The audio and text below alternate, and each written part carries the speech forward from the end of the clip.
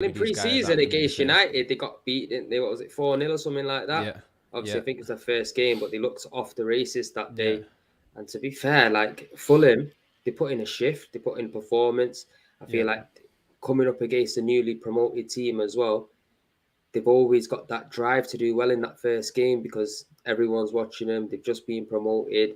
And plus, yeah, Scott Parker as well, he's got Premier League experience as well. So yeah, he's been in the Premier League. He's managed in the league, even though he's been yeah, relegated yeah. before. It wasn't even Scott Parker, No, was it? It Parker's was at Bournemouth now. what's his name? That's why it's confusing though, It because gets bro. Parker's I at swear Bournemouth. down, yeah. It blew my mind I, as well. I was like, wait, you wait. know Oh, what? I and then I seen him the realized he other was at day as Bournemouth. well. Yeah, What was it? Bournemouth. They won in it 2-0 Bournemouth, didn't they, or something like Um, that, or 2-2 Bournemouth drew. drew 2-2. Yeah, yeah, yeah. Yeah. So We got the listen, results. yeah, We can get the I, results up, but I seen him. I seen him on. I seen him there walking on the side of the pitch, and I was thinking, what? You get me, Scott Parker, but for some reason, all this time, I've been thinking yeah. he's been at Fulham because I don't No, no, really no. follow Yeah, the yeah. championship or anything Same. like that. Yeah. It's all a madness, bro. But No. Liverpool, man, they looked off the races, bro. They Yeah, looked off the they did. races. I think it's funny in it because preseason, everyone says don't read into preseason too much, and there was a lot of yeah. It's nice, isn't it, when we can all just sit Everyone here laugh at together and laugh United. at United. Everyone's been saying don't look into the preseason too much, but it's funny because I think a lot of the rhetoric that we heard coming into this weekend, a lot of the predictions, a lot of the conversations we were having, a lot of it kind of did come true this first weekend. I mean, actually, I think maybe we should just start in chronological order and go back to the Crystal Palace Arsenal game. Mm. I'm going to ask you a few questions in a minute, looking forward to getting, obviously, your thoughts and feelings. But I just want to start by saying all of my kind of expectations for Zinchenko and Jesus and the impact that I thought them two were going to have, I felt like we started to see a bit of a glimpse of that in that game. Mm. Obviously, there were other major highlights. Saliba looked super, super serious. And then obviously some of the cast that looked great last year looked great again. What were your feelings? What were the best kind of takeaways from the game for you, apart from obviously just getting the 3 points? Do you know what? Yeah, Bish. It was a very complete performance in the sense of bringing pre-season onto the pitch on the first day, because like I said on the show before, I've said on my previews before, we need to get signings through the door early, bro. We Mm, got them key signings through early. Don't get me wrong, there's still a lot to do. Saliba, as Zamin says here, like a Rolls Royce, bro. He's come in and he's looked like a new signing as well. yep, But getting Saliba in early, bringing him back in, integrating him with the team. Jesus, Zinchenko managed to meet us up in America as well and get some game time and meet the yep, players and stuff. That all plays a massive role for me, and it has paid dividends. And you can see Arsenal now have a more of a style of play. They all are singing off the same hymn sheet, and that performance, I gotta take my hat off to him because Crystal Palace are a bogey team for us. We've beaten once in the last pardon me. 8 games. We've beaten Mm-hmm. them once in the last 8 games, Yep, and they always seem to pull a result out. And Zaha as well. Bless you, my brother. sorry, man. Nah, minor man. You Yeah, sneeze that shit out, you need to allergic sneeze to that. United. But yeah, like I Yeah, was saying, Ben White dealt with yeah, Zaha yeah, perfectly, bro. Like it's really very well. rare that you get a fullback that's not even a fullback that can handle Zaha the way Yeah, he did. You get me? yeah, And it wasn't just that as well. It was the likes of Saliba that was coming across and defending and yeah. supporting him. There looked like there was a clear plan with this style of Yes. play that Arteta's bringing to the team, and that's with dropping Zinchenko in midfield as well, Yeah, bringing yeah. more Which is another creativity. thing that I suggested before the game. We thought we might see. I know I wasn't the only one the only one that had heard them rumors, but I think with the Ben White Saliba situation as well, it kind of shows something good about the mentality of the dressing room, the way that Arteta's got them all singing from the same hymn sheet, not just in terms of tactics, but in terms of what we're trying to do here. Because Ben White came in really as a centre back, came in as a big money signing last year. You know, had good moments last season, but also there was still some question marks over his head. So for Saliba to come back in and Ben White to get pushed out to right back, in a different team, a different setup somewhere else where maybe the manager hadn't quite got that balance right, Ben White might have been feeling resentful about that. There could have been, Mm. let's not say tension between him and Saliba, but to get them both to play so well and play so well as a pair on that side, clearly, um, playing as if they had some kind of working footballing relationship, that they were, you know, they kind of could rely on each other and trust each other, and that speaks not only to the quality of both of them, but also, like I say, to the morale in the dressing room. That Ben White hasn't gone out to right back kind of in a huff, feeling like, well, I'm meant to be the main man at centre back now. You bringing him in and pushing me out of position. I didn't get any of that feeling from him. Yeah, same Obviously, here. he doesn't give you that vibe as a person, but these are professional footballers and big money signings. Do you know So what it is as well with it's him as well, important. Tom? Sorry to cut you. I Go, no, feel go, like go. with Ben White as well, I think when he came into Arsenal Football Club, I feel like the hierarchy, Arteta sat down with him and said, look, we're not just going to use you as a centre-back. We're going to optimise your position and play you as a right-back like you did in and Brighton. He was playing at right-back here and there. And to be fair, do I like him as a right back? Do I think he should be our permanent right back? No. Tommy Asu should come back in. Obviously, he needs to get game time under his belt. You can't just fly in straight away and get up to speed with things. And he will be our first choice right back because he gives you that attacking presence going forward, the power. And obviously, he gives you that defensive solidity. I would say he maybe needs to be a little bit more clinical in the final third of things. But he's all round solid. But with Ben White, you can see he's a model professional as well. He hasn't complained. He's even in pre-season, he played out on the right back as well. But Saliba's been at the club for 3 years now. He just hasn't had his debut with us, and you can see what he brings to the team. People keep saying comparing him to Van Dijk, and I think that's just because of his physical presence as well. He's a big lad. Sometimes when they do that they take any of these big players or players that are cut from a certain mold, and people are like, he's Rio Ferdinand, he's Van Dijk, but you know, he has the potential. Let's let him he be has the Saliba potential as well and see what his unique individual, you know, potential is. But it was exciting to see, wasn't it? Yeah, where was he at? Where was he at while he was out on loan? So he was at Marseille. We just let him out of Marseille. Been to Saint Etienne as well. That looks like a good move, both of those loans now, because he's come back looking experienced. He looks like a man that's been playing top level football, and looks like he's got a point to prove, and that's what we want to see. Even with Jesus, Gabriel Jesus looks like he's got a point to prove. He's hungry. You get me? And yeah, he might have not scored, but you can see him tracking back, defending. He was pretty much about everything when it comes to Arsenal Football Club, like the pressing from the front. Yeah, it rubbed off on everyone, Tom. Yeah, you get me. Like Martinelli played different. Saka was playing different. Odegaard was pushing. Oh, to be fair, Odegaard could have had a better game. I'm not going to lie. He could have had a better game. Off the paces. Yeah, but it's first game. And you don't mind if you get the result. You don't mind one or two players not quite being there, because then hopefully, if anything, that's more exciting, because it's like this wasn't us firing on all cylinders, really. There was a few moments in the game, that first 15, 20 minutes, Arsenal just looked like, oh my God, what are they going to do this season? They look amazing. Do you know what I mean? Obviously, they lost a bit of gas in the second half, but also maybe that was game management. Do you know what I mean? Crystal Palace played well, and, you know, but once Arsenal got ahead again, you kind of felt like this is going to be Arsenal's, this is going to be Arsenal's day as soon as they were out ahead. Do you know what I mean? And obviously, in the end, it kind of was. I don't want to say, but I think it was a feel good factor around the team going into the game. I think Zinchenko as well, bro. That header that he put back across the goal for Martinelli to score, bro. That was a good that was a good set play in general. And to be fair, the awareness just to peel off on the back like that, it just shows that he's an intelligent player. He had a couple cracks at goal, so he shows that he's not scared. And to be fair, I'm pretty happy that we signed Zinchenko now, because I think it's adequate cover for Kieran Tierney. Kieran Tierney can do something different. He can up in if Xhaka,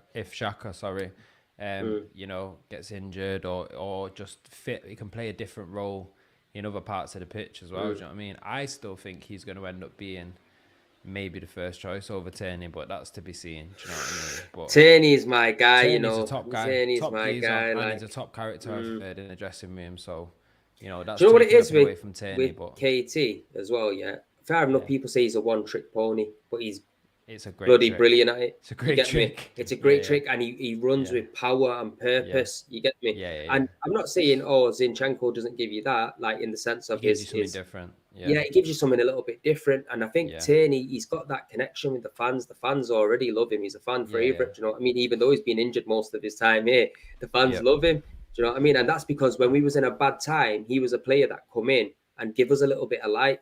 And maybe we're being a bit too sentimental with the situation, but I feel like No, we've seen at he's better City. than Yeah. Zinchenko for me. Well, in any case, whichever one turns out to be either better or turns out to be We got them be both. more important, you've got them both, and you've seen at Yeah. City in recent years that we've had times where we've had Zinchenko, Cancelo, Mm. Walker, Ake. We've had like 4 or 5 players that play them left back, right back positions that are being rotated in a way that other clubs and other players at other clubs are used to just being like, I'm the left back, I play every week. It doesn't have to be that way, do you know what I mean? And to have options, like you say, to be able to play Tierney when you want that kind of more direct threat on that side, and to be able to play Zinchenko when you want someone that's maybe a little bit more of a ball player, do you know what I mean, that might be able to, that already has a bit of that connection with Jesus, might be able to just put Jesus through with a ball over the top or a ball between the lines. So it's exciting times for Arsenal. It was a good game, man, and it was a good start to the weekend. Pressure was on you. First game of the weekend, everyone was Definitely. watching, and you got the job done. So fair play to you. Do you know what, Tom? Yeah, it's one of them situations where Crystal Palace at the moment, they're playing well. They've got a good manager in Patrick Vieira. They've had a good preseason. Would have been very easy for us to go there and fumble it. Yeah. And it just shows that character has developed, and that's what's given Yeah. me optimism. Now, Yeah. obviously, I'm not getting too carried away with myself. For me, we still definitely need a midfielder or two and another striker, because we need a little bit of a different option, as I keep stating. But yeah, we'll move on Well, from listen, Arsenal sorry. in a minute. One last thing I wanted to ask you on that point, and then we can move on from Arsenal. And it was about transfers. Like you say, there's a bit of time left in the transfer window. Obviously, on one hand, getting that win today, the owners, the people in charge of spending the money, might use that to kind of think we don't need to spend any more money or put any more money down. But could the flip side be that getting that win today, kind of in the opposite fashion to United, who've lost today and are going to struggle more now to get players through the door, going to have to pay a premium. Could for Arsenal, could that work in the opposite direction, where it's like they've come out, they've put a good performance in, they've won the first game of the season, you know, people are feeling good about the situation over there and about the prospects for the season. Could that actually help them going into some of these negotiations in the final few weeks of the transfer window, whether it be a player that wasn't quite sure, or, you know, a club that was trying to hold out for big money that now feels like maybe Arsenal will be happy to pass up because they're not in a dire situation? Like, should and could Arsenal make the most of this good start to get some good deals done?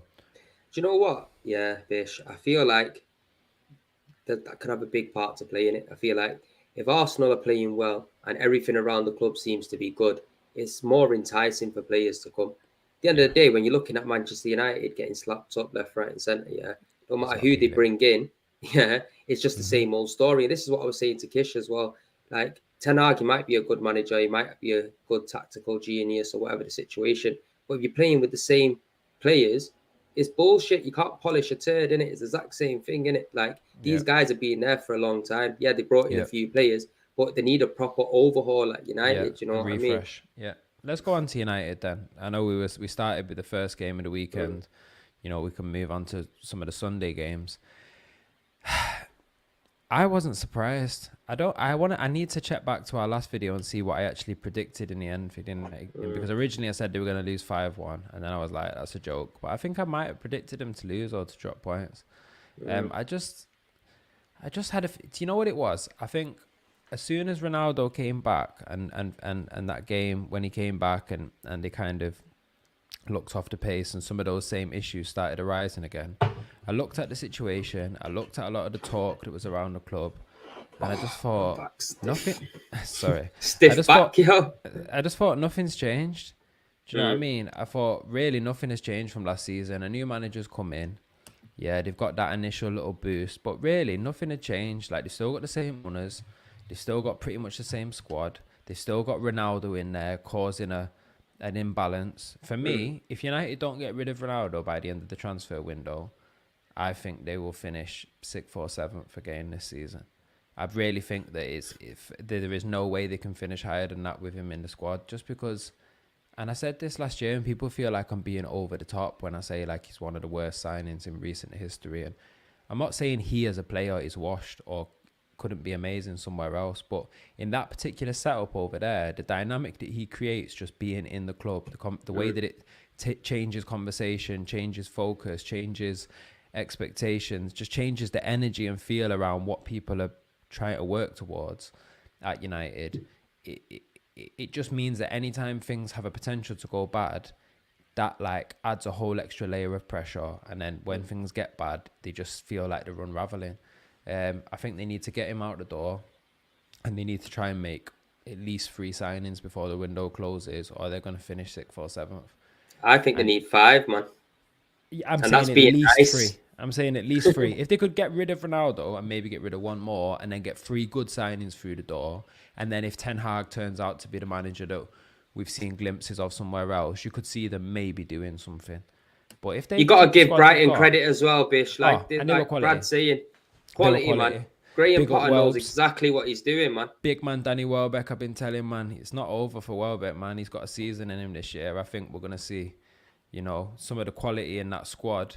A lot of people thought Big up for the super chat, Torrin, my brother. Appreciate it. Appreciate that, definitely, especially at 11 o'clock at night. Do you know what I mean?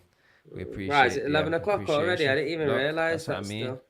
We're just here doing it. We're gonna be here for about 2 hours. Hopefully, you get me. I'll have to put it on pause and build a couple of zoots and that, and just get off air. You know what I mean? Ready to go. But yeah, I just think it's a hard time for United, but there was a lot of positives for Brighton. With Basuma going at the start of the season, and with who was the other player that they lost? I've just blanked out. But they lost 2 of their best players this summer, and for them to have bounced back like this, it also shows that Potter, a good manager and a good system, sometimes it can almost overrule the players. Where will Brighton finish without Basuma? 8th, I'm back in. 9th, 8th, 9th, something like that. I think 9th, 10th, maybe 8th, 9th, 10th. I don't think they've got the quality in the squad to get past that. But I think what I was getting at there is that with a really good manager and a really good system, sometimes even with mediocre-ish players compared to the top clubs, or good players, and when your good players leave, you can still achieve and be safe in this league because they looked very well set out. It's like tactically and positionally, they were way better than United. They kept finding I'm not joking about Welbeck, but I'm gassing Welbeck up partly because we went to school with him and he's from round the way and we want to see him do well. But in reality, Welbeck's in the latter end of his career,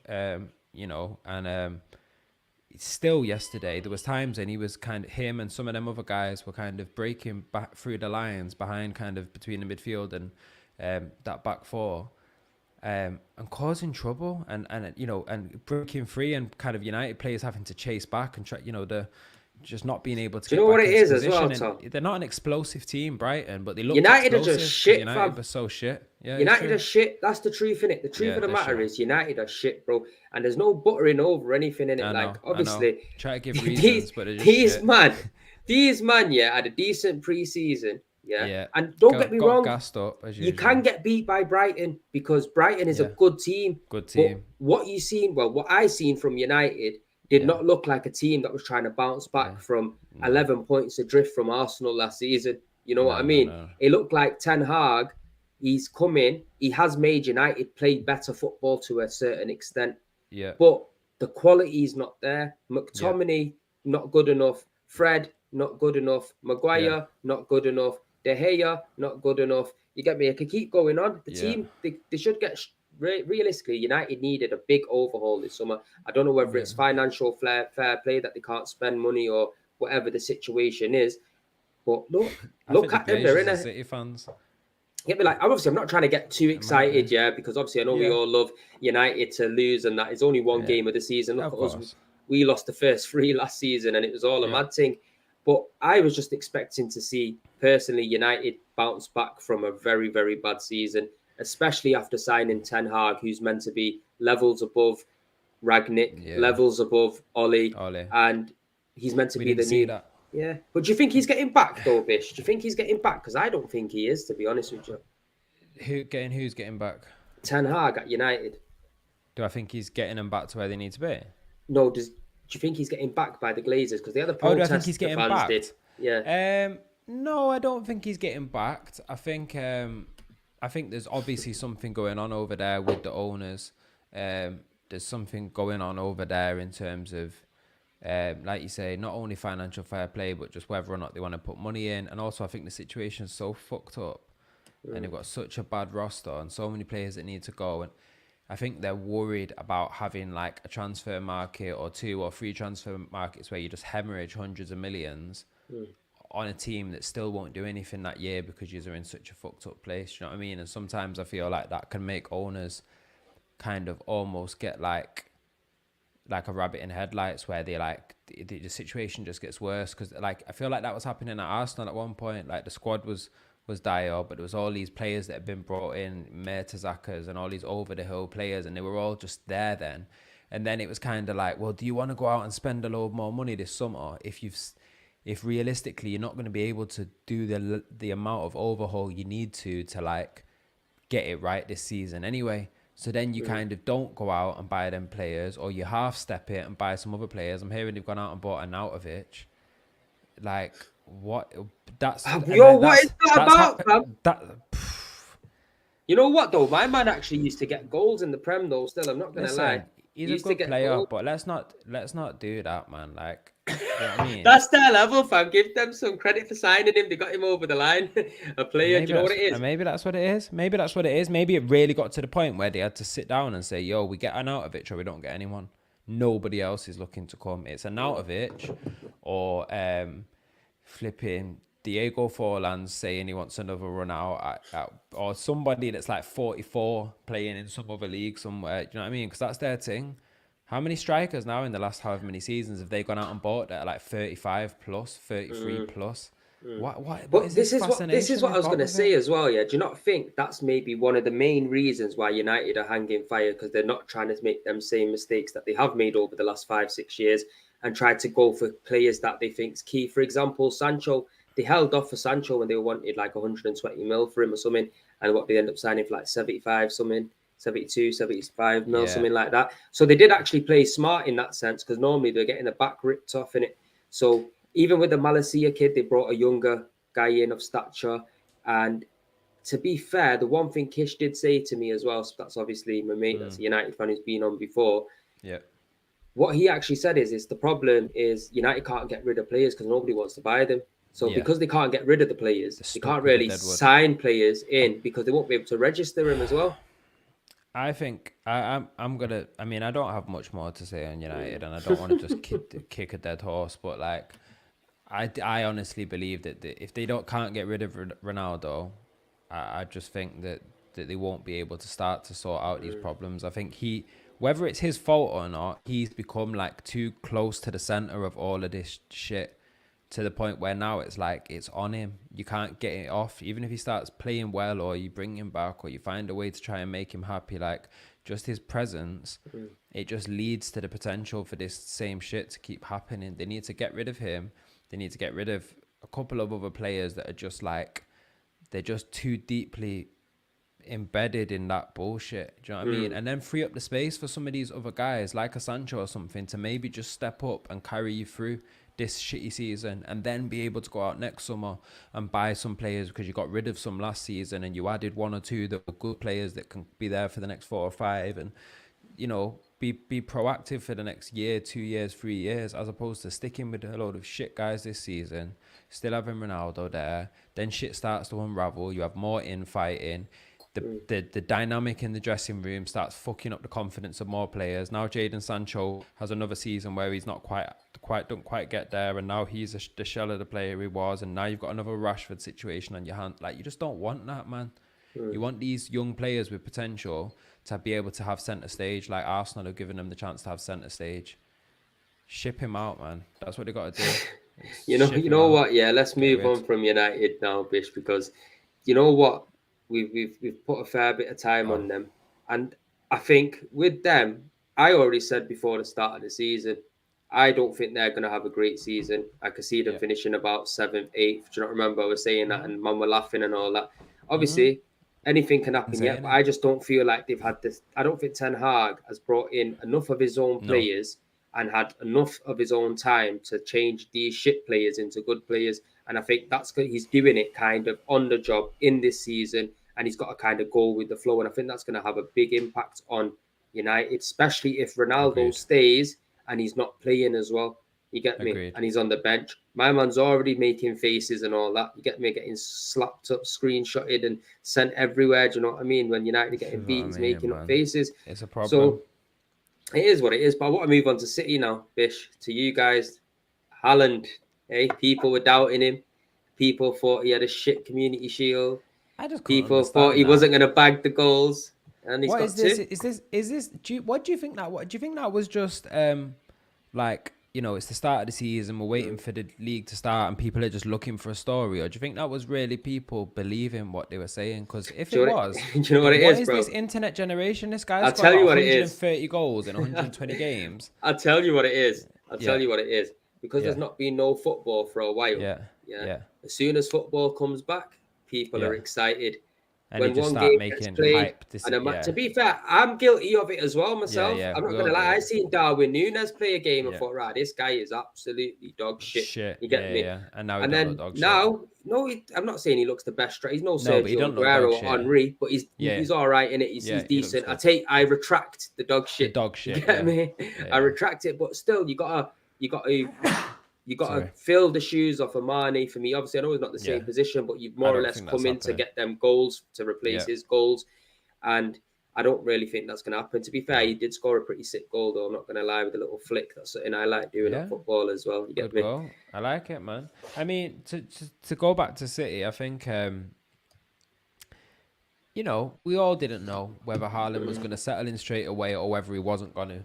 I think the beauty of what City do and the way that Pep's got things set up is that you could almost feel that there was almost no pressure for him to have to perform straight away, even though he's like the biggest name, one of the biggest names in world football. There's so much expectation in some ways. Everyone was almost kind of saying, you know, well, he might be that guy from week one, or it might take half a season or a year, but he's going to be that guy eventually. It's going to be a great signing. It's almost like people had already just took that pressure off him. And I think when you're that good and then you've got a system and a situation where you don't have any kind of added bullshit or pressure that's like getting in the way of you just being you, it's just an inevitability, really. He's a monster, bro. He's so fast. He's so strong. He's so direct, but he's intelligent as well. And I think, you know, a lot of us were wondering, how is City going to adapt? How is City going to have to change the playing style? But I think in reality, bro, a lot of these guys that are behind him, De Bruyne, Gundogan, Foden, if Bernardo Silva stays, Bernardo Silva, even your Mahrez, whoever, a lot of these guys that, as well as loving this tiki-taka football, also love an assist. They love a beautiful ball through the line. Like we've seen the amount of that they've played over the last few years into a Jesus or a Sterling or whatever. What do you think it's like for them now looking up and seeing this absolute monster powerhouse in front of them, making amazing run after amazing run, just always being there in a position every time you get your head up? Like, that must just be a dream for these guys. Do you know what I mean? Like, do you know why I'm smirking? Go on. Because... oh, shit. Let me find it for you now, quickly, because obviously I just went and looked at the comments then, innit, because I was going to put the stream link up so we could get some fans on as well shortly. Yeah. And I just seen a comment saying, fucking hide or show in it, and it was Kish.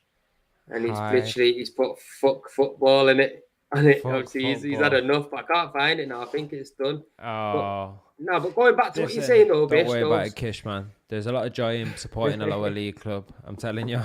I used to love watching City in the League One and League Two and that. Like, just got to learn to enjoy different parts about it. Like, just go in and being on the lash. And do you know what? You're all right saying this shit. You get me? Like me, I can't really say it. I got to say it loosely in it because Arsenal, you don't know what you're going to get with them next week. So get beat 5-0 by Ten Hag. And then it's like, man can't really be gassing it too tough. But I've got a little bit of faith in the boys. But just going back on to what you're saying about Sterling, and was he saying about Sterling about him leaving? I had mentioned, and whether we were gonna miss Sterling. That's players, it, right? Yeah. You know what? I do think you will. 100%. I do think you will miss them kind of players because I don't think a Jack Grealish can offer what a Sterling can down that side. He's a good player and he's not a shit player. He'll do the job, but Sterling gives you that tenacity, that flair, something different. And to be fair, he knows all the players. He's integrated with the manager and his style of play for a number of years. And to be fair, it's going to take some time to replace that, I would say. Jesus' energy from the front. Does Haaland Yeah. give Man the same energy? I don't think he gives the same energy running back and tracking back. But does he No. give all that energy going forward? 100%. You Yeah. know what I mean? So I think it will take a little bit of time for City to adjust to, because even in the first opening 5-10 minutes, City couldn't really grab the game by the scruff of the neck Yeah. like they normally do Yeah. and pass it Yeah. around, and it was quite scrappy. So with the situation with City, I think it's going to be one of them seasons where they're in a transition, but they Yeah. signing Haaland will help them massively through that transition, because regardless if they're playing well or not, this is a guy that will still get you them goals. I do agree with you that it does still feel like there's something. I don't want to say it feels like there's something missing, because that sounds ridiculous. It sounds like the most spoiled shit ever. Do you know what I mean? And I do think that even this squad as it is could go on and do amazing things. But for having watched them today and seeing the team line up and seeing the people that weren't there and the people that were there, I guess I could. It's not necessarily that I feel the void of Sterling not being there, or Zinchenko or Jesus or Fernandinho, but it's just I could just feel the general sensation of, like, that some of those teams of the past of 3, 4, 5 years ago, a lot of that is gone now, and it is a new team, but there's like maybe just one or two new pieces missing to make me really feel like, okay, this is the next iteration. Obviously a lot has come from the last team. We've still got De Bruyne, we've still got Mahrez, we've still got Foden, we've still for now got Bernardo Silva, we've still got that back basically the back four, like goalkeeper. Like, obviously there's a lot of places that we didn't have to go out and buy new players, but it would be nice to maybe get at least one more player through the door by the end of the window that just brings some kind of a new feeling. And I think I would like to see it maybe in the middle of the park, but I don't know what. Or maybe we've got to wait and see what Calvin Phillips has got to Yeah, bring. that's what I was going to touch. I do really fuck with Calvin Phillips, you know what I mean? And I think maybe we just got to be patient and wait to see what he and that looks like when he's there, you know what I mean? Do you know what? Calvin Phillips is gonna come in, and he will do a job. If he's doing a job at Leeds and looking good at Leeds, he's gonna do a job. He's doing it for England. He's playing for England. It's true. And he's not looking out of place. To be fair, he'll only improve his game at Man City under a coach like Pep. What is he, 23, 24 years old or something like that? Or is he a bit older than? He's young, innit? So he's got time to improve. And I think with City, I just feel like it's the rhythm. See, when you take certain players out of the team, it can disrupt the rhythm of play. And I feel like with what we're seeing right now, it's probably going to take a few games for City to get that rhythm of play again. Because even in the start of last season, they were quite slow starters, really, City. And we're not always explosive out the gate in that regard. You know what I mean? Because I think Pep give you guys a bit more of a rest in pre-season as well, Amirin, didn't he? So rather than... Yeah, I think we had played maybe 1 or 2 less games and a lot. But also, I think you could just feel that there's not the same intensity and expectation to a City pre-season. It's almost like a victory lap. Do you know what I mean? They'll often go out to UAE, they'll go out to America. It's a lot of like PR-y kind of stuff. It doesn't feel like the intention of it is to like get them fit or get them game ready or get them competing, other than maybe the Bayern Munich game where City, obviously played really well and played well. So yeah, I can hear you. But you know what though with it, I don't think he's got nothing to worry with the signing of Haaland. Like that burst of energy, that burst of pace that he was showing in this first game, just peeling off the back line and then bursting through, like that's something is very hard to have naturally, and he seems to have it naturally. You get me? And it is going to be a different kind of tactic for City to play the ball in behind, because they rarely play the ball in behind. It's more build-up play, patterns of play, little ticky-tacky football, and then crack a goal. Where now with Haaland, he gives you not only the option of running in behind as well, but he gives you height where you can whip in the ball for crosses now as well. And you've got a target man to be banging him in. So I think he's going to have a good season. What they said, Alfie Haaland scored 18 goals for Man City or something in his career. So it looks like he's on the way to already beating that. You're 16 goals away already. Yeah. I mean, Alfie wasn't a striker in fairness to him. But was he midfielder, was he? Well, my memory of Alfie was as a defender, but maybe I'm I don't know. tripping. I didn't even watch him like that. That was So my young years of watching City. So I remember like the Alfie Haaland Roy Keane incident. I remember him being like iconic, but I don't remember all of the details. But I'm gonna have to. He played as a right back or in midfield. Yeah, that was about my memory of the situation. So he weren't going to be scoring as many goals as his son, but cult legend, and that does add an extra little bit to it. I think that's something that only a lot of City fans have been able to appreciate about Erling Haaland coming through the door is like he is like City lineage, you know what I mean? And he said on certain interviews, whether you want to believe it or not, he said like, yo, I was a City fan growing up. My dad played for City. I used to watch all of the City games. That part hasn't really been like massively highlighted. But it's believable, do you know what I mean? yo, Because it's he mad. is. I didn't even know he was born in Leeds as well. Bro. Yeah, That's a mad yeah, thing. Born in yeah. Leeds, and then obviously his dad moved to City from there, and then they took it from there. But we'll leave City where it is for now, people, because they're just looking like they're getting back down to business and just winning as per usual. I Can thought I to go go on. on? No, no, Go on, no. no, no. I Go, was you gonna, go. gonna move on to Tottenham, to be honest with you, because I was quite impressed with them. So, That's go on, what did fine. you want to say? City. I know you wanted to touch No, on it more wasn't a things on City City. thing. I was wondering whether we wanted to pivot and talk a bit about the fantasy league, but we can go there after Tottenham if you Yeah, want. we'll go there after Tottenham, and then we'll break down the lesser teams. I'll say, you get me. But Tottenham Yeah, 4-1 winners, as we can see, people. You get me against yeah. Southampton. Southampton are a bit of a funny team. You don't know what you're going to get with Southampton personally. Like one day you'll turn up and they'll have the best game ever. The next day you'll turn up and you'll be smashing them 6-7-0. And I think it. Bro, am I wrong? Or am I telling the truth? No, I'm sure they it's got smacked strange. 9-0 as well one time as well. It's very weird, and they've also got a few players in that squad that are like that you could see getting a big move to a top team and holding their own. Like, you know what I mean? Obviously Ward-Prowse being one of them, but there's a few other players in there that you think these are good, high quality players, but they just seem to come apart sometimes. And they With actually them, played quite well, I thought, for periods against Tottenham, but Tottenham just they got Conte's the early teams goal, are didn't just they? Ward yeah. Prowse, that was a top finish. That fucking hell. Conte's teams are just mechanical, man. They just come at you and keep coming at you and kind of they just eat away at you, and you just they never really look like Tottenham. Like once they got the goal back, like it was going to be anything other than. Do you know what? It was surprising. I was surprised Kane and Son didn't score, to be honest with you, because normally they're the guys that have the influence on a win like that. You've seen Kane get pissed off at Son because there was an opportunity where Son got through. All he had to do was slide it to Kane, and Kane would have scored. And my man just took on about 2 man and just skied it. You get me? But Kulusevski, Son played as the out and out striker, and maybe Kane is going to have to humble himself and get used to the fact that part of Son being played as the out and out striker and Kane kind of being played like kind of off him, like linking the midfield to him, is that maybe when it comes to it, Son's been given instruction that if you're through on goal or you're in a situation where you think you have a chance to go through and score, that's your number one priority, is attack the goal. Do you know what I mean? Kane might be being given slightly different information, not because he's not an amazing goal scorer, but just because he has other qualities to his game that Conte might feel like he can utilise in other ways that Son can't. Do you know what I mean?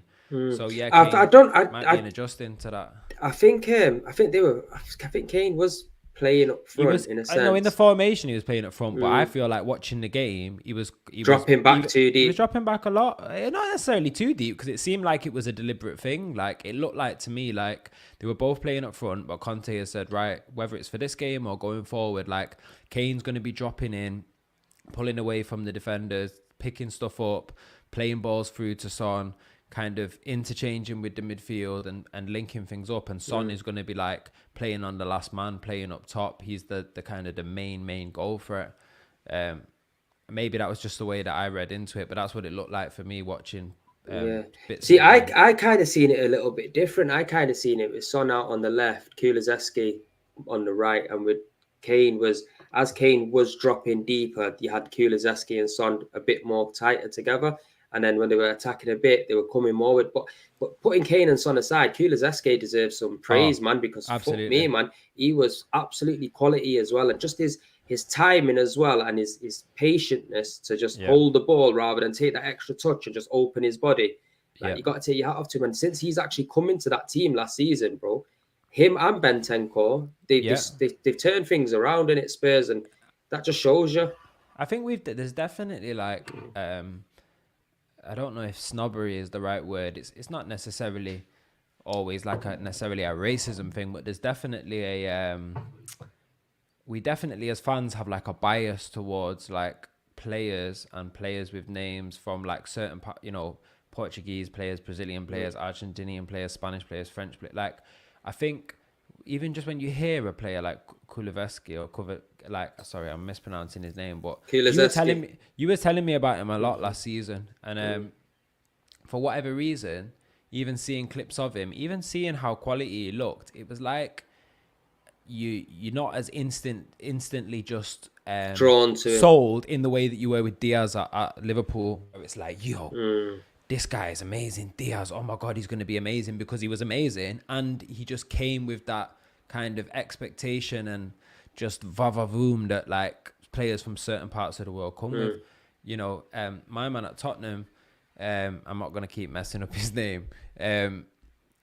Today, watching him in this game against Southampton was the first time I was like, oh, this guy's the real deal. He looked like Iron Robin, bro, the way he was playing to me. The swagger he had on the ball, the way he shapes his body and uses that left foot, like he gave me Iron Robin vibes. And obviously Robin that's high praise. He's a very, very certy left-footed kind of player, cutting in from that right side. So I think Tottenham have got a real good player on their hands there. And Conte again, he gets good players in and then he makes them into superstars. So what it is, like you said, they've recruited well in it and they've added depth to the squad. Now, when have you ever seen Tottenham ever have depth in their squad? Because personally, I've never ever seen it. No. Even the time when they sold Gareth Bale and they brought in Lamella and Chadley and all of these other players, and they didn't really have that full-on squad depth where they spend that one. Well, they brought in Christian Eriksen from there. I think that was a good signing. That they from that one. But the money just went, and it just never quite. But that's another thing about United as well, just to quickly flick onto them for a second. Like personally, Christian Eriksen, a good player in that, but he's past it. They can't be signing players like Eriksen now to push them to the next level. They need to be getting better players than that. But like I said, we leave them as loan, and it's just talking about Eriksen. I just had to throw that one in because I seen him today and he looked all right, but he's not what they need, man. He's meant to be, if he wasn't an ex-Tottenham player, and if like Arsenal, for example, at the end of this window, after already doing loads of great business and already having a young squad, had gone out and bought a Christian Eriksen-esque player, it wouldn't necessarily be a bad signing. He brings a load of quality.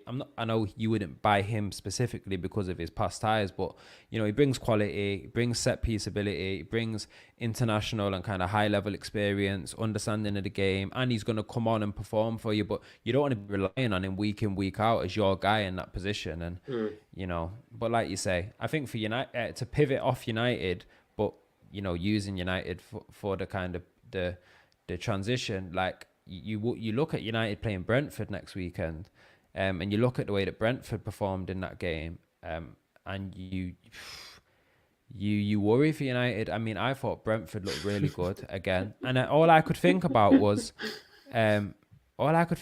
what you've been saying for the longest time, which is why is no one going out and buying Ivan Toney?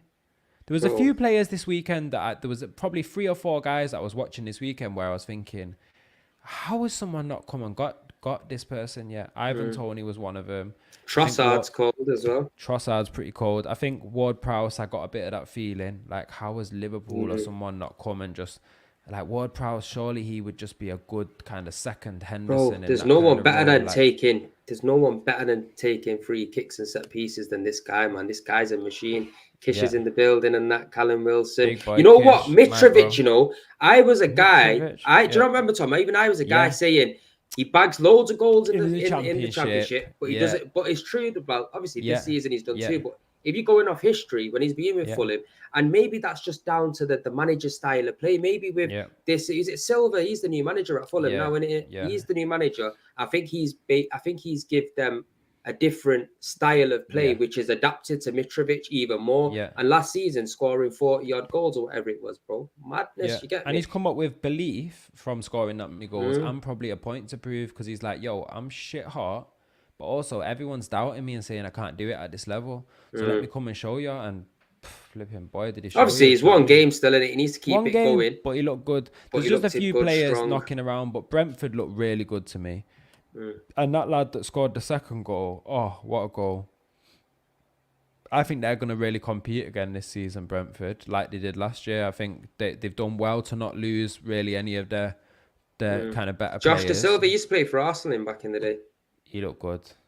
He Do you looked know what good. I mean? But he's in thinking. But you know what, as well, yeah. See with Southampton, I think it's a good chance that them man could go down this year as well, because I don't feel like they're so inconsistent, bro. In this league, you have to be able to put a run of games together to have any kind of chance of surviving or whatever the weather. Yeah. And I just don't think these geezers have it. You know what I mean? I don't think they have it. But I also feel like maybe they've got enough quality that they won't lose 6 on the bounce or like lose 4 of 6 or some of the shit that the teams that go down often will get stuck in a funk where they're just losing. Where, like you say, the other side of St. Maximin. The other side of Southampton, and we've not got to Newcastle yet, and we will do. The other side of Southampton, being inconsistent, is that they will have a bad performance and then turn up a week later, and outperform themselves against someone else, and the quality will come through and they'll get a win. So I don't know if I could see them going down just yet. I'll take it as a shout. I think Leeds and teams like that I'm more worried about than probably Southampton. But it's a good shout because the teams that have come up so far, barring maybe Forest, have looked pretty strong. Newcastle, great start to the season. It looked like St James's Park was rocking, mate. That was a good result for Leeds there as well, against Wolves, bro. Great result. Sorry, that wasn't really fair for me to say that to Leeds after a good first game of the season. But that result didn't make me feel any differently. Do you know what I mean? Yeah, 100%. But see, what they've done is that Jesse Marsh, he's brought in a few of his own players as well, the younger crop. Obviously, he spent some of the money that he's got in, and he seems like a guy who's got bags full of energy. You get me? And maybe that might help Leeds to stay up. Maybe because I think they might be. I think they might just be better than. Maybe Nottingham Forest, better than Bournemouth in a sense. But then again, Bournemouth beat Aston Villa. Before we touch on anything else, we're going to touch... might go down.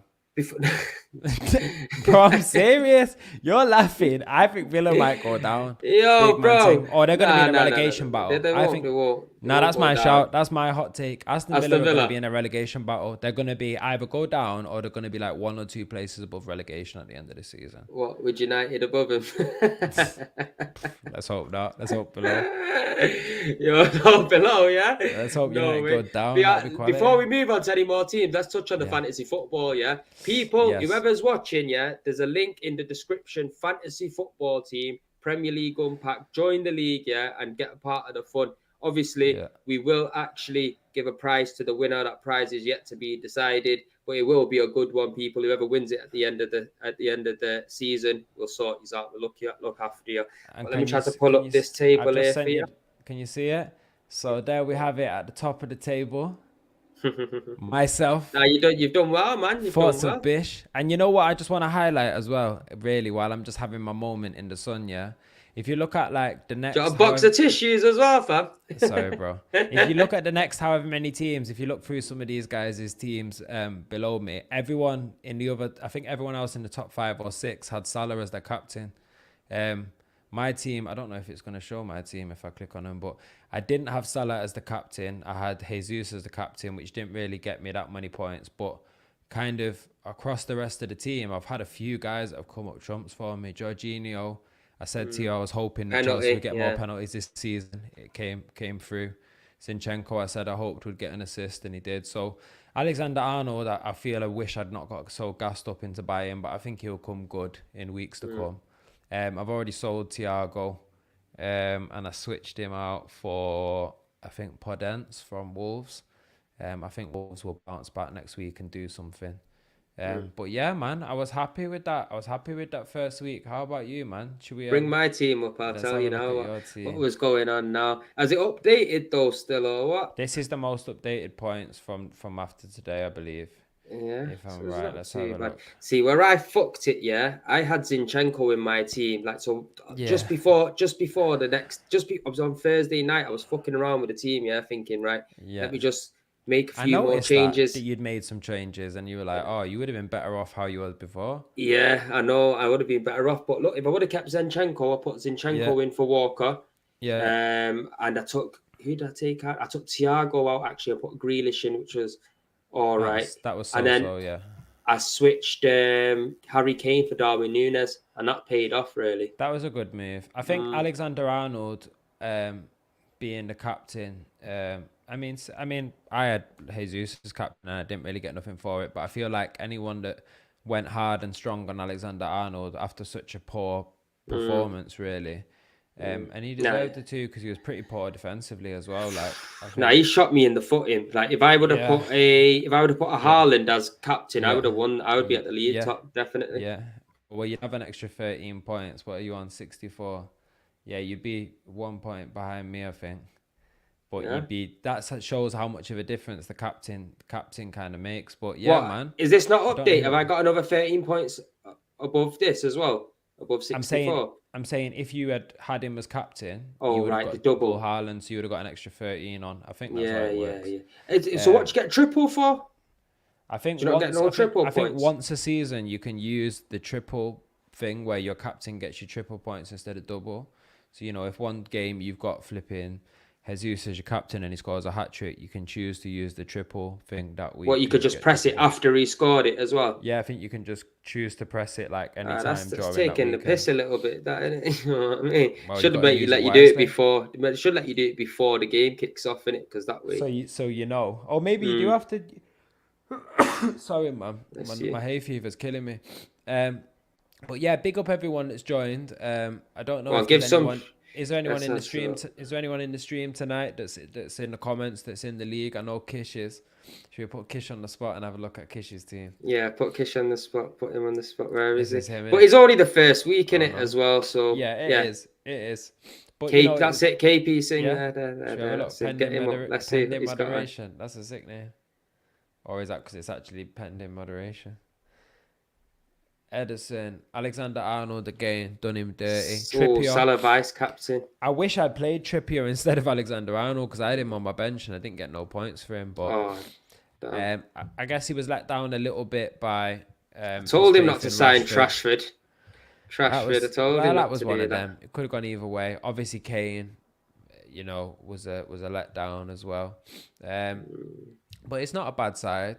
Do you know what It's I a mean? good It's not a team. bad side. It's a team that could do well on another week. They just didn't perform for him this week, and I think a lot of people in the league had that situation. And like I say, I think pretty much most of the teams. I don't know. Is anyone else in the comments? Did anyone else in the comments say they was in the league? I don't know. Maybe they didn't. South Africa. But I know that Andy Arsenal for Europe, I'm pretty sure has Salah as his captain. Yeah, so he picked up 24 points for Salah. So, who you put as the captain obviously makes a big difference. But No, yeah, it does. man. It Long does. It story helps. short, Well done, Tom. I'm feeling good about that. I'm feeling good about that first week, and on to the next week. Any thoughts Question on for you. Lisandro Martinez's performance? Well, I'd say it's probably a question for you. I'm guessing, but Okay. So because let me because drink my. Arsenal were in the chase for him at one point. So how do you feel now, having seen what he looked like for United? You Are know you what? feeling like you missed a Nah. dodo? Nah, because seeing William Saliba come in, obviously the Arsenal fans didn't get a chance to see William Saliba, so that wasn't really in the forefront of their mind to think, oh, we've already got this quality centre back there, Yeah, because we still, us English fans, can you do yeah, it in the Premier League? We want to see you do yeah, it in the Premier League. You get me? yeah, yeah. Now, if I was to compare Saliba's performance to Martinez's performance, shit's all over it, innit? Chalk Clean and cheese, sheet, chalk and cheese, big lad, fast. Do you know what I dominating. mean? And do you know what I mean? Yeah, He should be called the butcher. You know what yeah. I'm saying, fam? He Oh, is was that what chopping man Lisandro up. Martinez is Yeah. called? But I'm Yeah, not hating on him. I think he's yeah, yeah. probably better than what they've got in certain areas. But if I was them, I think he's too small for the back. They should push him out as left back, I would say. Bring in a Varane, Maguire, push him out at left Yeah. back. And then you've got on the right that who did they play on the right again? That Diego Dalot, is it? But Yeah, they did played a lot. he ain't good enough for them either, personally. No. I think, in fairness to Martinez, anyone that's had their first game of the season, especially anyone playing for United in the mess that they're in at the moment, you can't. I'm kind of half joking, really, but you can't read too much into that. It's a hard place to come into at the moment, and he kind of made some big mistakes. I won't say big mistakes in the game, but he was involved in some of the stuff that went wrong for United at the back. But there was other stuff that he did where you could see a glimpse of like, okay, this guy could be a player if they got their kind of defensive system sorted. Any defender's going to look shit in a bad defensive system or in a team that's just not defending well from the front. So, I won't read too much into it. We'll get a better idea if he gets done up by Ivan Toney next weekend. Then we might start to have some question marks over his head, but let's give him some time. Just before we touch on Newcastle and Nottingham Forest, one team we haven't touched on, Everton and Chelsea out of the big six. Now, realistically, I want you to start because Raheem Sterling made his debut for Chelsea. I don't know if you caught the game or not. I did. I didn't watch the whole thing, but I watched bits of it. It did feel weird. It felt weird seeing Raheem in a Chelsea shirt. I'm not gonna lie. I don't know why. Like, I've seen other City players. I haven't seen that many City, like in this era of us being great. We haven't really been great long enough for me to see that many guys be with us, be great for so long, and then go on to play for another top team in England. Do you know what I mean? Seeing guys finish and go down to a lower team or go abroad, but this is a bit of a first, and it did feel weird at first. It felt out of place. It felt a bit like he was cheating on us or something. Do you know what I mean? After he didn't want to sign that fan shirt, I bet it all changed after that. I want him to do well at Chelsea. I ain't got no bad feelings about him, and I thought he put in a good performance, and I think he is going to offer them something. I just think. Do you not think that was a bit disrespectful though, fam? What happened? Didn't sign a Chelsea fan shirt? So basically, when he didn't sign a City fan shirt. When he signed for Chelsea, I think he must have flew out to America. I might have it wrong where he was or whatever, but he was out there. See, City guys, fans must have come and asked him to sign his shirt. You get me? I was just blamed it. You get me? Yeah, if that's true, obviously I don't know the. It is true. The video's there. Trust me, man. You watch it. Yeah, it's a video of it. I've seen it. Yeah, I'm just saying. I don't know which exact place. It was definitely America. I think it was. I think I'm gonna cut Raheem some slack, and I'm gonna say that maybe. He just was on the way somewhere, didn't have time, didn't have the energy, whatever. Maybe, he's just made the move. Maybe he's feeling like PR-wise, it can go the other way, where he gets caught signing a City shirt and then it gets unraveled as like, Raheem's still, he's not serious about Chelsea. Like, it's a lot going on for these footballers, and sometimes people are genuinely coming to them to just as the reality is, it was probably just a City fan like me that really just respects and appreciates Raheem and just wanted to come to him and say, yo, I still love you and fuck with you. I'd love it if you could sign this City shirt for me. I'm going to remember you as a City player at the end of the day. But for him, there are also people out there in the world that are going to come up to him presenting as one thing, but really they're trying to get a clickbait title. They're trying to... No, I think this was. I don't even think it was like that. I'm not saying it was that, but I'm saying. I think it was a dick move. Dick move. That. Listen to what I'm saying, bro. Listen to what I'm saying. I'm not saying. Not trying to save him. I'm not saying that was the case here. I'm just saying that for footballers, sometimes they have more going on than what we think. They have more different options or different situations. We just see it as like, yo, why would you not just sign the shirt? Like, why? But we don't know sometimes how they might have read or misread the situation or.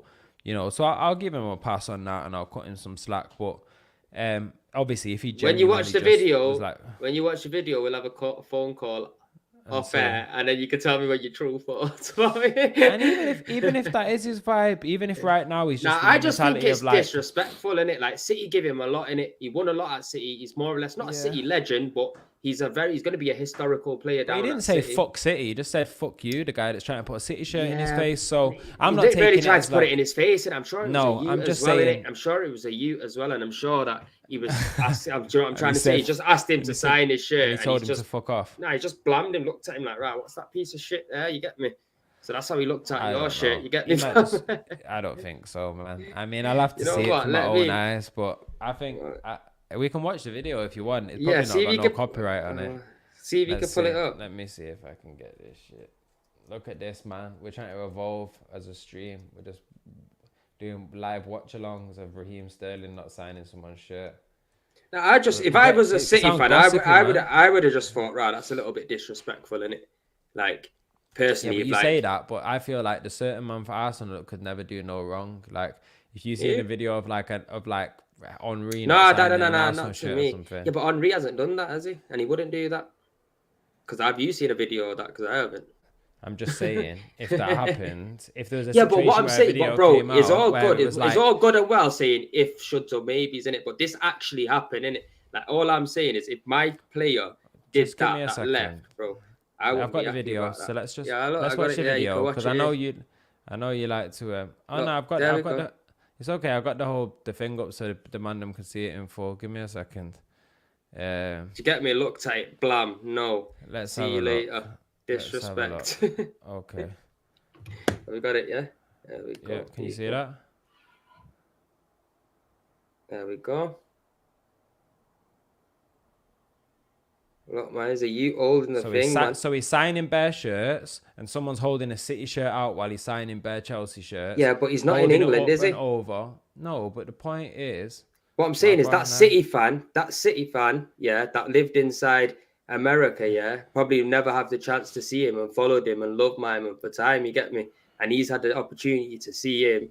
And it's do you know what all I'm saying is I would thought it's a bit disrespectful in it. That's my opinion on it. I understand that you could have that take, but for me, seeing this video, it confirms what my original suspicion was, which is in that moment, I'm not saying he's right to think this. Obviously, what you're saying is also true. It can just be a City fan that's like, yo, I want a kid, want to get... First of all, you don't know it's a kid. You can just see some hands. Bro, it's a youth that, bro. Trust me, man. It's a small land, man. Don't you try to be something sick now, yeah, with all of this, yeah. Look, he said that, is it a 2022 shirt or 2023 shirt? It wasn't, was it? You get me? So... Yeah, that's the new kit.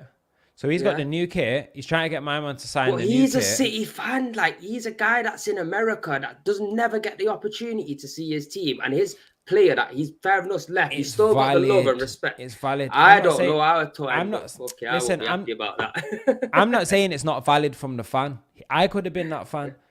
But I also understand Raheem in that situation. You got back in. Definitely, that's why. And especially if, bro, it would have been different, yeah. The way you told it me originally was like Raheem was just walking down the street and a kid just came up to him. He's not fucking running down the street, is he? He's walking. No, but what's happening is he's signing bare Chelsea shirts, and then there's a guy just waving a City shirt, and on the and it's a camera. He could have easily in that moment felt like this is like someone trying to get me on a clickbait thing or a PR thing, like. It's to try to get me to sign a City shirt. How the fuck's that clickbait, yeah? Where my man used to play for City, innit? Like, because he's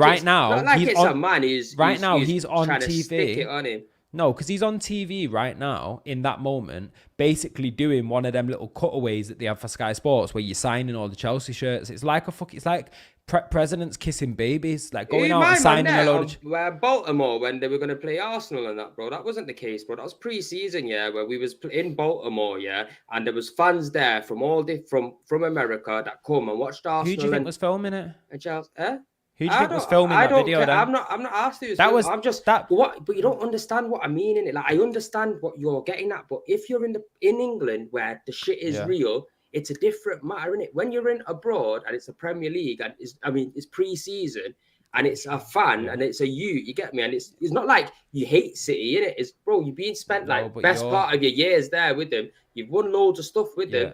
And you should be able to see, right, that kid probably hasn't had a chance to see, man, innit? Like, he just wants me to sign his shit. Like, there's no harm. Well, for me, I just don't think there's no harm. Listen, anyway. I'm not saying... What you're saying is true. There's no harm in signing a shirt. He should sign the City fan's shirt if it's just a young City fan wanting a shirt. But I've just tried to share the video again. I don't know if you can see it coming up. If you have a look in the background, look, there's a professional, somebody there from Chelsea taking photos. It's a flipping photo opportunity of him signing Chelsea shirts out in America. Tom, let me finish, bro. Let me finish. Let me land. Look, bro, we're not daft. You get me, bro? Just every team has their photographers go there. I know they do. I'm not saying that. Let me land. What I'm saying is, for Raheem, let's try to get into Raheem's mind, not into the mind of the fan, because we've already been in the mind of the fan. We are the fan. So, of course, I can understand from the fan's perspective. Yeah, it's disrespectful, whatever. But let's try to get into Raheem's mentality. You're out there in your Chelsea kit. You've just made the new transfer. You're out in America. You're signing a load of Chelsea fans, Chelsea shirts outside the game. There's photos being taken of you by the Chelsea staff of you signing Chelsea shirts. And then all you can see in front of you amongst bare other people and bare arms and bare shirts is someone with a City shirt trying to put the City shirt out in front of you to sign. Now, yeah, the professional thing to do is to just smile and say, either say something like, oh man, you missed your chance to get that signed or something. Or I tell you, or sign it with something funny, like it was good while it lasted or whatever. But the reality is in that moment, I don't knock him for just feeling like, now you're trying to take the piss. I'm out here signing Chelsea shirts in my Chelsea kit and you're just trying to get a moment by putting a City shirt in my face and not letting me move on. It looks like it's in his face because the guy who's recording the footage is obviously behind the guy with his arm out. So from the, is it? That's look. I don't mean it's like here, but look, the guy's here recording well behind. That's not in his face, bro. Nowhere near his face. You get me? Not in his face, but the guy's trying to lift it over the other shirts. And that's he's not lifting it over because he's a fan. Over the other people's that shirts. just shows you how much he wants the signature, bro. He's ready to jump on. Look at that small arm there, bro. You get me? Look at that little hand. It's not a big hand, you get me? Look, do you know what I mean? This is not this guy. I didn't see him like basically swiped. What I'm trying if to he say signed is, the shirt. He might what have I'm trying to it. say is, it looks like he's fell out with City on his departure. That's all it says to me. Nah, man, I'm reading too deep into it. Because personally, I don't know how we spent like fucking 20 minutes on Sterling. This is some Kim Kardashian talk. We're just flipping out here. Like I said, bro, I just think it's a bit disrespectful because it's not like City have treated him bad in it. It's not like City haven't won in Premier Leagues. It's not like City haven't got to Champions League finals. He's been an integral part to City squad for a number of years.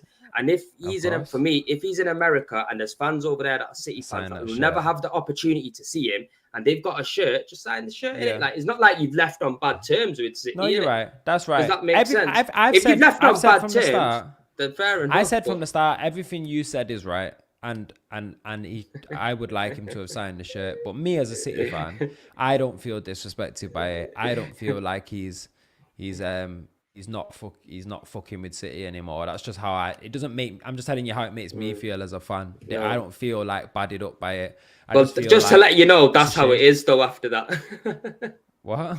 That's how it is after that. Regardless of you feeling that, like, trust me, the backlash off that from the City fans that I heard was that mad thing. Oh, bro. Everyone can have their own opinion. I'm just telling you, me as a real City. Nah, you know what, Tom? Look, at the end of the day, fuck Sterling now. I can't even be asked speaking about it now because it's pissing me off. But basically, let's move on to Newcastle quickly because I feel like Newcastle are going to have a strong season. Quality. They're still lacking a bit of quality, but they've also got some quality in there. Yo, do you know what? Blonde brother again? Listen, do you know what? Yeah, 1 second. Let me just quickly say this. See, Nottingham Forest coming up to the Premier League. Yeah, after so many years out of the league, they would have been giving their absolutely all to win that game, that first game, and that would have been a tough test for Newcastle. Even though it's at home and Newcastle's atmosphere is sick, it was a tough test for them, and they came over it. They looked like they were struggling in the first half of it a bit. And then they managed to get the goals and get over the line. And I have a feeling, Newcastle are going to do better than Man United this season. Believe me. I could see it. I mean, I could see it. Joe Linton looks quality. That midfield three, Joe Linton, well, I wouldn't say the whole midfield three, but Joe Linton and Gamaris, to me, both look like them guys, like really top quality players. Wilson, I think, is a really good player. Saint-Maximin, I think, is a really good player. Almiron looks like a good player.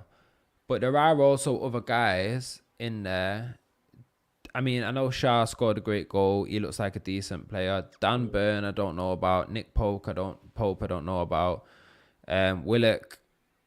You know, there's just a lot of guys. There's a player in there. They're good players, but they're not great players. Do you know what I mean? And obviously, we're not talking about them winning the league, so maybe they don't need to be great players, but they do still look like a little bit like I remember when City were in our first rebuild when Shinawatra came in and we had Robinho and Elano and some of these other players, or whoever it was that we bought into the first. I don't know if it was Robinho actually. I think that was the Abu Dhabi money, but you know, we bought in Elano and some of these other kind of quality players that were another level from what we'd had before. But we also had this hangover of kind of players that were like the best of the City players we had from before the money came. And some of them were good enough, but then there was also some that weren't quite good enough. And you end up with this weird mix of like quality and mediocre quality players in the same team. I think they'll do well, and I think that just the buzz around Newcastle will carry them to a good finish. But I just don't think they're going to have the quality to finish like sixth. Say, I think they could get a seventh place. Yeah, I I that might be think. the Do you know ceiling. what it is as well, though? With them, they've got real belief within the fans and within the actual manager Eddie Howe that's come in. Yeah, My man's actually brought a style of play to Newcastle where they actually organised. You get me? And he did bits with Bournemouth as well. You get me? Like he wasn't a yeah, shit manager. So I feel with the backing and the money that they've got, bro, realistically, they could go out there and they can't sign anyone because of they're not in Europe in certain situations. But best believe a lot of players are after the money in it. You put the right yeah. money down, you could get them kind of players. And I don't think the window's over for Newcastle yet, bro. I feel like there's still more to come and No. more signings to come in. And I just want to answer Imi's question as well, just Yeah. whilst we're talking on this whole Europe and situation and all that. So where do you think we'll finish if we get another defender, midfielder and winger? Do you think we can win Europa with this squad we've got? Personally, I think we should definitely be winning Europa League. Regardless if we sign anybody else, we need to be winning that competition. Or thereabouts. You should be getting. You can, like any cup competition, you can just end up losing in a final or a semi-final. But you should that's be our at aim, minimum. Arsenal have to get to the semi-final of that competition. They should really minimum be in the final, and ideally you want to be winning it. Do you know what I mean? But they definitely can't be like going out in the quarters or the group stages or something. Like really, they need to be getting to the final. What I touch on, Leicester and Brentford. I just want to touch on the Leicester situation with Brendan Rodgers. Do you think he'll be there long, Tom? I don't think Brendan Rodgers has done a bad job there. I just think, unfortunately, he's kind of inherited that team in like a weird period where they've like got a few little last remnants from the team that won the league, like Uvardis, and they did have the Schmeichel. Obviously, Schmeichel's gone now. And then they had like some good players that weren't there before, but are good players now, like Maddison. My mind's blanking on the guy in midfield that you were saying Arsenal should go out and get, but they've got Tielemans, but then there's also like a few players that are not quite there, and it's like they've just dropped off the quality a bit where they can't quite compete. So he hasn't quite got the quality to like really be like competing for top four, but they've got a good enough team that they're like there or thereabouts, and then it's just kind of like a bit like it's like it's a bit flat over there, and I don't really think it's his fault. But unfortunately, because he's been in a few situations where it's been like that, it was a bit flat when he was at Liverpool. There's been a few places he's been where it's been a bit flat. It starts to feel like when you go into a room and there's a stink, and if you've known someone to stink in the past, now you just assume the stink is them, you know what I mean? Yeah. But I don't think it's him that's stinking it out over there at Leicester. I think there's no money being pumped in. But their recruitment has been good over a number of years now, Decent. bringing in young players and players that are being sought after, like Wesley Fofana, Samare, Patson Daka. Good signings. They've brought in good signings. I feel like with no Brendan Rodgers, I feel like what it is with Brendan Rodgers at the moment, I think he wants more. He wants more, and I think he's just being told, listen, you got to deal with this, and you got to deal with the potential of Maddison leaving, a potential of Tielemans leaving. And if that was to happen, it'll disrupt him crazily, bro. Well, that's fine, but don't expect nothing more from him. If that's what you're telling your manager as owners, that's fine. But then don't have the expectation for them to also come fifth or something. Like if you decide as owners, we're probably going to sell all our best players. We're going to go out and buy some good players and try to do some good business, but like we're not gonna go out and break the bank and really invest and believe in you and believe in your project and what you can do. Just so really what we want you to do is like try and keep us as close to where we were with less and less resources. Then that's not fair, and you definitely shouldn't be sacking him because he's just working with what you're leaving him with. At the end of the day, Leicester, I understand that just the year after they won the league, or the year after that, or the year after that, maybe you didn't want to jump out the window and just spend a load of money. Because then if you drop down, lose some form, drop down the league... he won him an FA Cup, didn't he? He won him an FA Cup. But this is what I'm saying. What I was going to say is that I can understand at first them not wanting to go and spend a load of money after Ranieri won the league, because it's like... maybe we could drop back down the league and then all of a sudden you've got all these big wages and it's not a financially, kind of long safe decision. But now they've been stabilized themselves as like a top 6, 7, 8 club. He's certified himself as a manager that there's no way you're going to get relegated. There's probably no way you're going to drop outside of the top 10 if you just put some money behind him and put your money where your mouth is. You know, maybe you could do something, but instead all they do is just sell all of the best players. Kasper Schmeichel's gone. Chelsea is still trying to poach around for Fana. Maddison looks like he could go out the door. Like Newcastle want him. Last year they sold a load of... If Maddison goes to Newcastle, that would be a great signing. Great signing for them, God. Yeah. Oh, that would be great for Newcastle. That would be a perfect fit as well, you know. Because I was going to say to you, would you not take Maddison at Arsenal? I would. I'd take him. And play him over Odegaard. Oh, why are they not in the mix for him? Because they could get him ahead of Newcastle. That's the trick. Do you know what it is? Because we were looking to buy him last season, but the money was a bit too much. So they went in and they got Odegaard for 30-odd million. To be fair, Odegaard's decent. He's not bad. He's good. He's still got plenty of time to improve as a player. He's like 22, something like that, 23. Yeah. He's got ability, but James Maddison, what he gives to the team, he gives goals, he gives assists. He's got that little bit of. He's just a good player, man. I'll take him hands down all day, every day, man. But would you take him over Tielemans? Because that all would I take him over Tielemans? Getting Tielemans, but would I take him over Tielemans? Why was he talking about Tielemans and not Maddison? Right now, I wouldn't take him over Tielemans because we need a Tielemans type player. Where we got a Smith Rowe and a Odegaard that can play Maddison. Don't get me wrong, I'll take both of them. I'll take both of them, but realistically, they're not going to buy both of them. And if it was going to be the one or the other, we definitely need some cover in midfield because Xhaka, even in the first game, got a yellow card. Man was shitting myself thinking, oh, here we go. Here we go. 20 minutes to go. Yeah, it's going to be sad. Do you know what I'm saying? Because Premier League, bro, look what can happen. Leicester winning 2-0. Brentford come back and shut them down, bro. Yeah. But yeah, man, we're going to be coming to the end of the stream soon, though, as well. We've done like an hour and 20 on as well, man. I'm not trying to let Bish go asleep on this stream. Seeing a 1-2 yawn kicking already. No, I was just trying to remind myself of who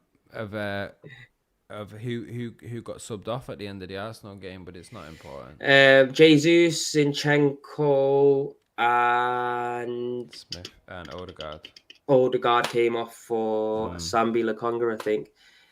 But yeah, people, Premier League Unpacked episode 17. People, make sure you join in the Fantasy Football League. Make sure you're smashing a like on the video because it helps push the stream out. And we could do with your support, people. Make sure you're commenting. Copy the link, send it to your people, them on WhatsApp or something. Do you know what I mean? Spread the love, grow the community. You get me? We only want real, proper people in here anyway. You get me? That going to be here week in, week out. Support us, back the team. Yeah. And Premier League is back, people. So you're going to be getting Premier League Unpacked once a week now, again. Jeez. And it's all going to be a mad thing. All I know is, come on, the boys. Let's fucking have it. Peace and love, people. Bless.